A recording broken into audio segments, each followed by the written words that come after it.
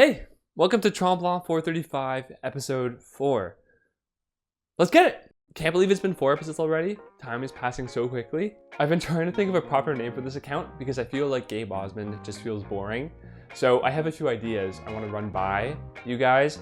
The first, classic, Iron Gabe, or like Iron Blank, is just you put your name there. That's a classic. The second, Gabe Tries, Gabe Triathlon. Or I have this one's kind of funny.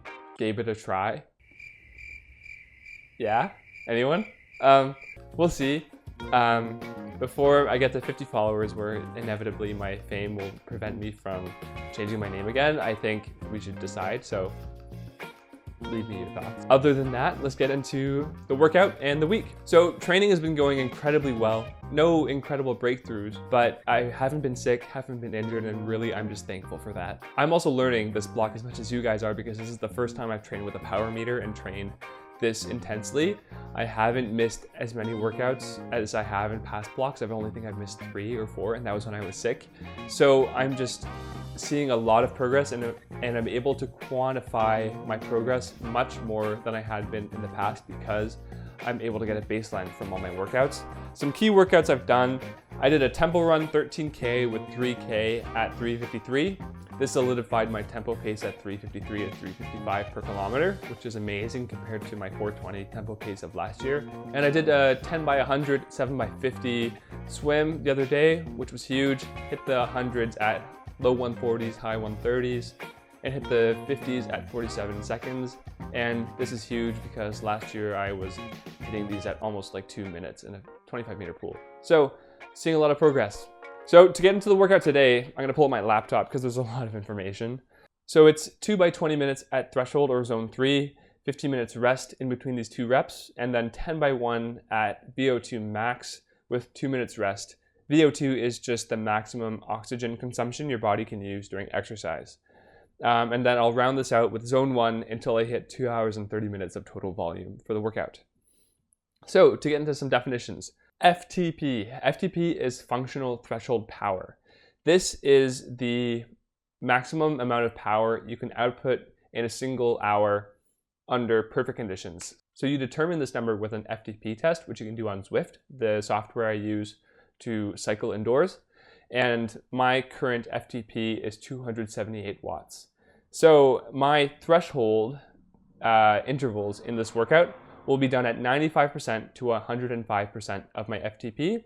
Specifically, I will be doing them at 267 watts, which is 96% of my FTP, my functional threshold power of 278 watts. My heart rate corresponding to this is 167 BPM, or 83% of my maximum heart rate of 200 beats per minute. And what threshold training is for is basically to place more stress on your muscular endurance to get your legs stronger. So this increases the ability to ride at intense intervals for longer, rather than increasing your ability to ride at higher intensity for shorter periods of time. This is specifically to prep me for half Ironman racing and my long race pace sessions that'll happen in a few weeks, where I will be doing 4 by 20 minutes, 4 by 30 minutes at my race pace. Those will not be as hard as threshold pace. Those are going to be 80% of my FTP as opposed to 95% of my FTP. I'm aiming to hit 220 to 230 watts. But by doing these FTP workouts, my legs will get stronger to prepare me to hold 230 watts for 2.5 hours during the race, potentially. Then after those 2 intervals, I go into VO2 max work. This is at 106 to 120% of your FTP, and anything really that's a short and intense interval. So for me, I'm doing these at 107% of my FTP at 300 watts, and my heart rate at these intervals will correspond to about 175 BPM, or 88% of my max heart rate. And so this is to not as much increase muscular endurance, but to increase the maximum amount of oxygen that your heart can absorb and increase the maximum amount of power output in a short amount of time, so like a sprint. Then the rest of the workout is at zone 1. Zone 1 is super easy. I hold these at 54% of my FTP, or 150 watts, but really you can't go too easy for zone 1. It's just anything that feels effortless. So that wraps up everything about this workout. So let's get into it, and I'll see you on the other side. Hey there. This will be the angle. Let's start. Let's Let's go. Okay, so 20 minutes warm up, then into the first tempo block. Hiding in the books you read, distractions, baby. I get it. Yeah, I'm scared of therapy or Stockholm syndrome to no one but me. I put shoes on my feet, I'm fine. I think I'm Finishing warm up. Going to first rep. need to be on my Hands up. game all the time. Like you, I bleed. Only human, but my mind, it screams at me. Do I ever really try? Well, it feels like I'm working on myself till I die.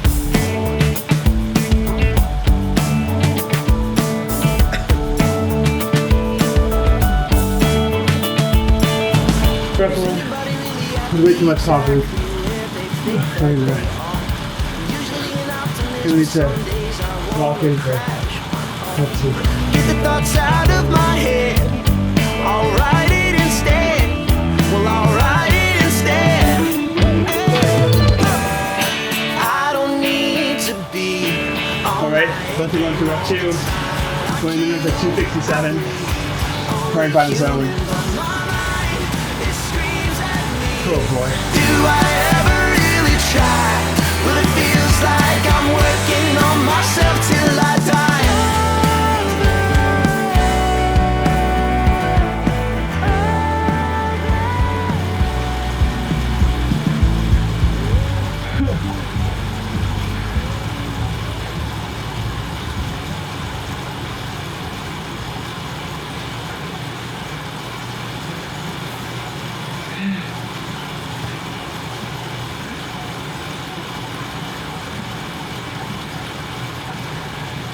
Come on.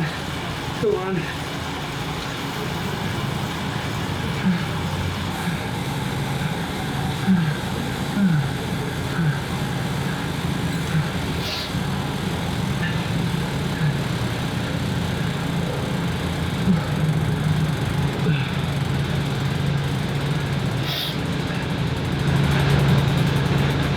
I think that was the deepest I've ever had to dig. To finish the rep.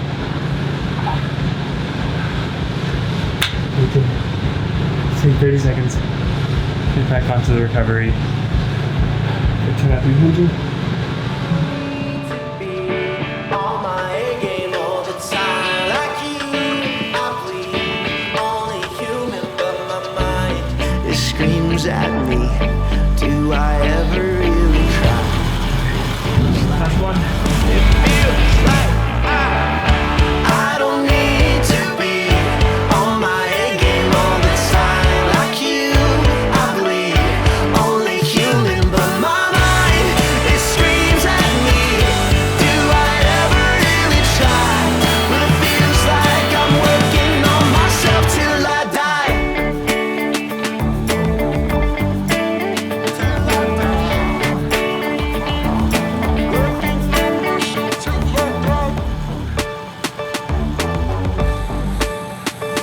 That's it.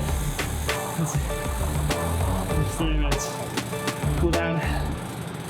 And then we're done.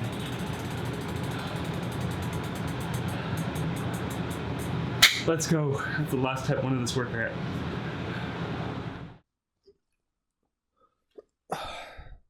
So, workout, I mean, as you saw, I think it went super well.